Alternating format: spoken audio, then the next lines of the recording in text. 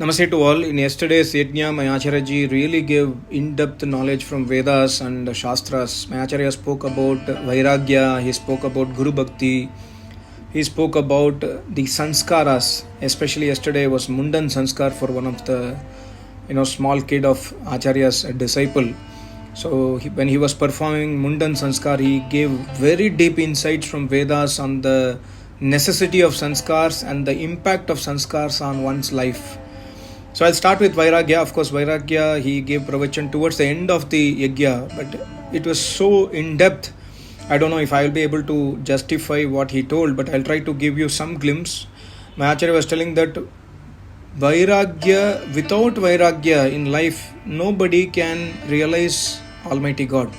Vairagya is the most essential thing for a aspirant in life to realize Almighty God. And I know for sure, you are my disciples, I have been watching you for quite some time. I know for sure that you are not in a position to attain Vairagya at this moment, but still you continue your daily tapasya, you continue your Acharya Seva, you continue your listening your Vedas, continue everyday tapasya. Slowly Vairagya will come. If not in this Janma, it will come in the next Janmas. Don't worry about it. But without Vairagya, you cannot realize Almighty God is the truth. And my Acharya was telling one sutra from Yoga Darshan. He was telling, Drishta Anushravik Vishaya Vitrishnasya Vashikara Sangya Vairagyam. Vairagya means that controlling, when you control your senses, when you control your mind in such a way that somebody is talking bad about you, somebody is talking good about you, you are seeing some pictures or sceneries when you are walking on the road, or when you are watching some videos, suddenly something else come up. Anything happens, your vritti does not get disturbed, it is completely detached. Vitrishnasya, there is no desire in your vritti. You do not have a particular desire that this is what I want to achieve this, I want to do this, I want to do that. You are completely detached from your desires, and your senses and perceptions and mind is in control, complete control of Jivatma. This is called as Vairagya. This is the first stage of Vairagya, which is called as Vashikara Sangya Vairagyam. First stage. The next stage is Para Vairagya, and after Para Vairagya, a yogi realizes Almighty God. And Paravairagya is that stage, that Paramam Purusha Kyater. That means my Acharya was telling that stage is Paravairagya, where you do not need anything from this universe. You do not need even milk or butter, or you do not want your clothes in the body. It's completely Paravairagya stage, where you just desire about Almighty God. You just want Almighty God realization. You are intensely in your tapasya. You don't like anything in this world. Whatever is created by Almighty God, you don't like anything of the creation. You just want the Creator. That's called as Paravairagya. And after that stage, a yogi realizes Almighty God and he attains Samadhi. But my Acharya was telling that, see, this stage is not easy. It requires lot of janmas of tapasya. And my Acharya was telling that today when I see the people, they get anger in small things. Immediately they get attracted or they get angry. They are actually bound, they are under the control of their senses. So Vairagya is not possible today. And also, what I would advise you is, do not go behind the taste of the food. Whatever you get food, be contented with the food what is available, and then try to eat properly for tapasya. And when you continuously do tapasya seriously, then your mind will automatically go inside instead of going outside. And this will happen by the blessings of Guru, that is Acharya, and Almighty God. Almighty God is watching you. Guru knows that you are doing tapasya, and Guru will help you to attain further Vairagya, to go towards the stage of Paravairagya and Samadhi. So this is all in the hands of Acharya and Almighty God. They are seeing you. If you are a real tapasvi, they will definitely help you. And my Acharya was telling that when I was in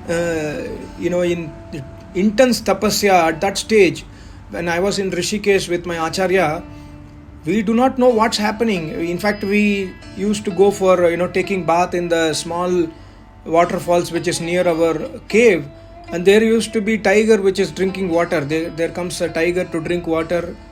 We do not have any fear. We do not have fear of any cold. It's like 0 degree, minus 10 degrees. We do not have fear of the cold. We do not have fear of the heat because of our vairagya. And we do not have fear of animals. Animals do not attack us. That is the ultimate stage where God protects that aspirant completely. And Almighty God says in the Vedas, don't come to me. You cannot come to me. You have to go to Acharya. मेरे पास मत आना, गुरु के पास जाओ. गुरु ही मेरे बारे में बताएंगे. It's Acharya who will tell about Almighty God. Almighty God cannot tell about Almighty God because God is formless. God does not have mouth. God will inspire the words from the mouth of the Acharya to tell about Almighty God. So we must go to Acharya to listen about Almighty God. And when you do continuous sadhana every day without fail, 100% Almighty God will listen to your prayers, and Almighty God will put you in vairagya, and Acharya will do the blessings. So this was a beautiful pravachan by my Acharya. And also my Acharya was telling that when you come to ashram, somebody is coming from Delhi, somebody is coming from Jammu, somebody is coming from outside India, somebody is coming from Bangalore, Bombay, Calcutta, wherever you are coming from. When you come from such a long distance to ashram of Acharya, and Acharya does not have time for you because of his tapasya, because he is involved in writing books, he is doing his yajna, he does not have time, then you must not feel bad. You must not have any expectations from Acharya that I have to meet my Acharya, he has to speak to me, he has to give me blessings. Don't expect these things. I am already 84 years old, and Almighty God says in the Vedas that after 75 years, don't talk to anyone, just be silent and do your tapasya, let your disciples do seva to you. But instead of that also, I am coming outside to do yajna for giving blessings to you, for giving knowledge to you, because if I am in 24 hours tapasya, who will give knowledge to you? So I am crossing the limits of what Vedas is telling to come to you to give knowledge. So if Acharya is coming late for the yajna, try to be calm, try to be peaceful, try to understand the situation of Acharya. I sit in tapasya every night, not even a single night goes wasted for me. Every second I am in tapasya, and I sleep at sometimes 6 o'clock in the morning. Today morning I slept at 6 o'clock. Means I was sitting in tapasya full night, and then I slept at 6 o'clock. So I am coming late, like yesterday my Acharya came at I think 1:30 or something. So my Acharya was telling that doesn't matter, you have to understand your Acharya is tapasvi, he is doing tapasya, he is not wasting his time. So you must also cooperate with Acharya. See, this is the humbleness of great tapasvis like my Acharya. Anybody else can give instructions. My Acharya is trying to tell in such a humble manner that we are moved. My Acharya says you must cooperate with Acharya. You must understand the Acharya's situation. So that was extremely great. And my Acharya was telling yesterday that Guru Parameshwar, actually Acharya and Almighty God are almost same. In fact, we can know about Almighty God only from that Acharya because he is a Samadhist yogi.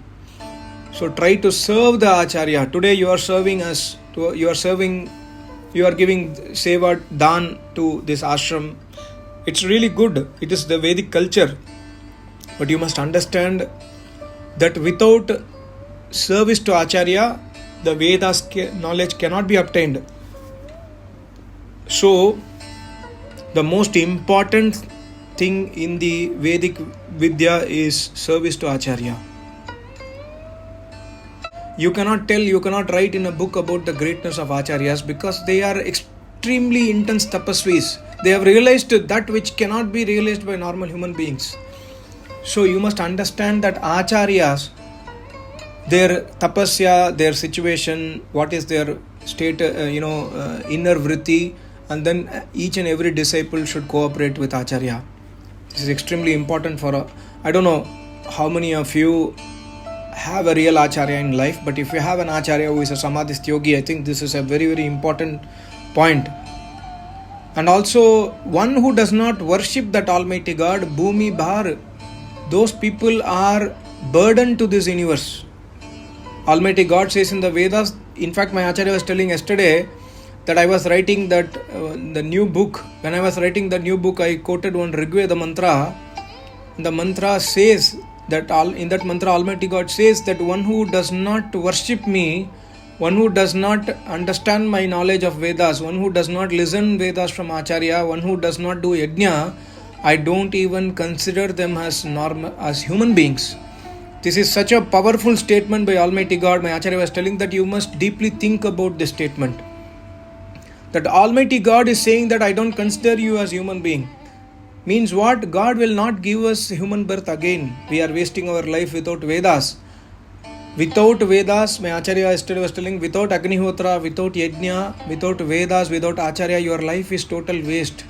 So you must not leave the worship of Almighty God, and you must not leave Vedas and Acharya in life. And if you watch carefully, nobody in this universe can create something like Almighty God. If you ask a scientist to create a leaf, and if that leaf has to resemble the original leaf of a guava tree or a mango tree, can he do it? He cannot do it. He can match the color at the best, but he cannot do anything more than that.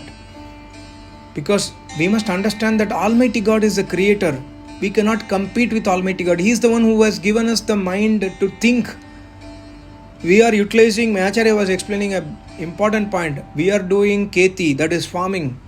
We are doing engineering studies. We are doing medical studies. We are doing IAS, IPS, KAS, this exam, civil service, UPSC, this exam, that exam. And somebody is a doctor, somebody is an engineer, somebody is a farmer, somebody is a musician, somebody is a jeweler. Many different business you are doing. You are working in multinational company. Everything you are doing, you are having time. But you do not have time to that Almighty God who has created your mind, who has created your intellect, who has created this universe for you to do all these activities. You have forgotten Him. So this is not acceptable by Almighty God. So it's extremely important that we must understand that Almighty God only through Vedas. And my Acharya was telling that Vedas are not in normal Sanskrit. Of course, we call it as Sanskrit. It is divine Sanskrit. Vedas are knowledge emanating inside the rishis. These are not the normal Sanskrit taught in school and colleges. So you must go to Acharya to listen what is there in the Vedas. No one else can teach you what is there in the Vedas. And my Acharya was performing Mundan Sanskar yesterday, and before Mundan Sanskar, my Acharya was chanting Gayatri Mantra almost like 25-30 minutes, putting ahutis, and he told, towards the end of the ahutis, he was telling a beautiful point. He said, see, don't put ahutis without the meaning. Just don't put Om Bhur Bhuva Swaha Tatsavitur Varenyam Bhargo Devasya Dhimahi Dhiyo Yonah Prachodayat Swaha. Understand the meaning and then put the ahutis. If you understand the meaning and put the ahutis, then the mantra will work for you. Otherwise, it will not give you real benefit. For example, if you chant Bhuhu iti Om Bhur, you understand that Bhuhu is that name of Almighty God who gives me the breath. Bhuvaha is the Almighty God who is removing my sorrows. Same Almighty God, different qualities, different names. The moment you say that Bhuhu iti vai pranaha Om Bhur, you understand that Almighty God will give you long life. Your breath will be stabilized inside your body. Similarly, Bhuvaha, He will destroy all your sufferings. Swaha, He will give you sukh, He will give you bliss of emancipation. Similarly, when you say Dhiyo Yonah Prachodayat, He will make your mind and intellect pure. He will give the knowledge of the Vedas in your intellect. So always chant Gayatri Mantra or any mantra only with the meanings in the mind. Without meaning, if you just put for formality Swaha, no use in that. So try to spend more time to understand the meanings. And I have explained, my Acharya told, I have explained you meaning several times. Yesterday also he explained once again. So extremely important.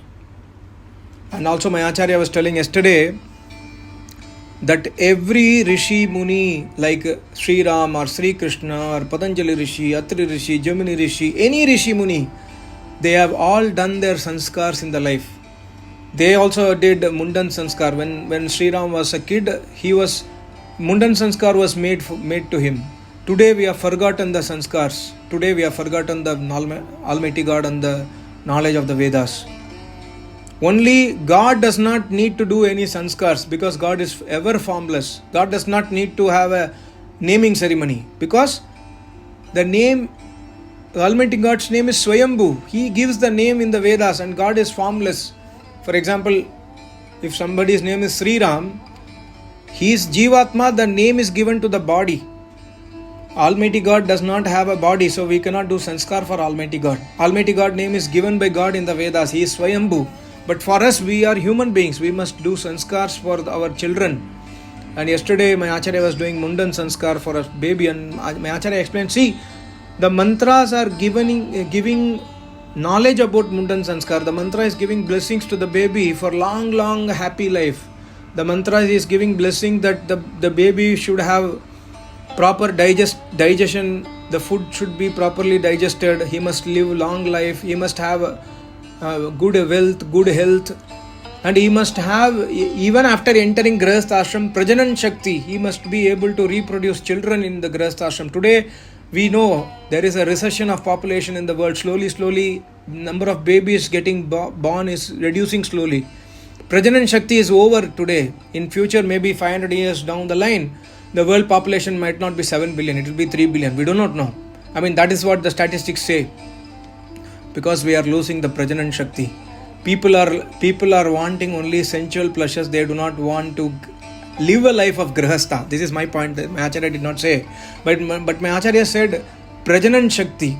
The Mundan ceremony is giving blessings to that baby, that when the baby enters Grahastha Ashram after marriage, 25-30 years, he or she will get pious babies in Grahastha Ashrama. That is the power or Ashirvad or blessings of Almighty God in this kind of sanskars. Today, we go to temple and then remove the hair. Some people do not want to remove the hair. Some people say this is a Hindu custom. Some people say this is not our custom. But what Almighty God is giving, Almighty God says, do yajna and then remove the child's first hair has to be removed. The first hair inside the garbha, that hair is agyan, is indicating agyan. And when you remove the the child is going from agyan to gyan. वो ज्ञान में प्रवेश कर देता है. So this kind of knowledge only a Rishi, Muni, Acharya can give. Nobody else can give this kind of knowledge. And we do not know the significance of sanskars. Every sanskar has a very deep significance both for our health, also for our spiritual life. So my Acharya was yesterday telling that by doing this kind of sanskaras, Sri Ram became great tapasvi, Sri Krishna became great tapasvi, Rishi Muni became great tapasvi. So we must all turn towards the Vedic path. We must not leave the worship of Almighty God. So these are some of the knowledge given by my Acharya. He gave further more knowledge. Whatever I could note, I tried to tell you. So this is most of the knowledge. This is in short. Thank you so much. Namaste. Om.